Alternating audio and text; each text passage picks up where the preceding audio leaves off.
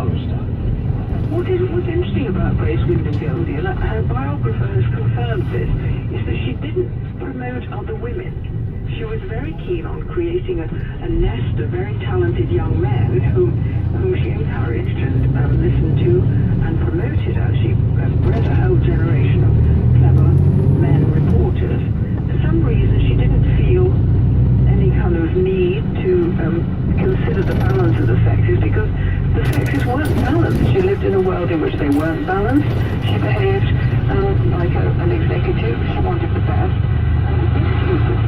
Feminism and giving women a chance was a positive decision to do. She was efficient and she was successful. But she didn't promote other women. Well, it's like women in the diplomatic service, wasn't it? If you were going to be successful in the diplomatic service, the essential thing was that you didn't marry. That's right. I mean, and also, you know, I mentioned when I thought that my mother, my administrator to the school when I was writing on scholarships, I invited for part of my success. She said that we were very pleased with her, of course, but I should remind you that the real calling of a woman's life is to be a wife and mother. Now that was my headmistress. I mean, it makes people laugh now, but at the time I found it pretty discouraging. Well, what exactly did you think when she said that? Well, I just thought, well, I made all this effort. This is the thanks I get. And anyway, what I felt was I'm on my way. I've got a chance to go from my home to a university where ideas will open up for me. And that was a brilliant opportunity. There must have been women in your college, though, who opened up ideas to you. Because that's how it happens for most of us, isn't it? If we go to university, there's going to be somebody there. That's right. That's right. It's a wonderful thing that's happened, that presumably happens to you. There's always somebody.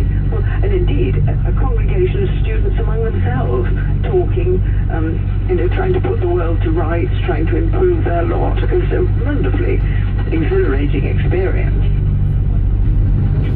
When you look at how your career's gone, opportunities for women and so on, we tend to think we're in a postmodern age where everything is equal, but various lawsuits remind us they're not. Are they surely a bit more equal than they were, though?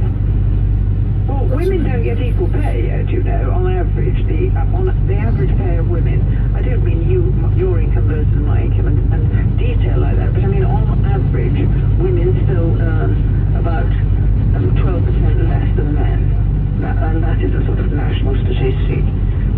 It's not fair, though. I mean, it's not really complicated now to say that it's not fair. Well, you saw it. The BBC Trust decided not to publish the income of presenters who were earning more than £150,000 a year. Yeah, I know. I mean, I'm not really interested in the competitiveness of stars. I mean, you know, film stars earn millions, and you just think, well, there are only about 50 great stars in the world, so, and that's their kind of a reward, and that's the nature of the game. I think what matters is much more the humdrum earning capacity of ordinary people in ordinary jobs. I mean, I don't mind if a few starry presenters get lots of money, they entertain a lot of people.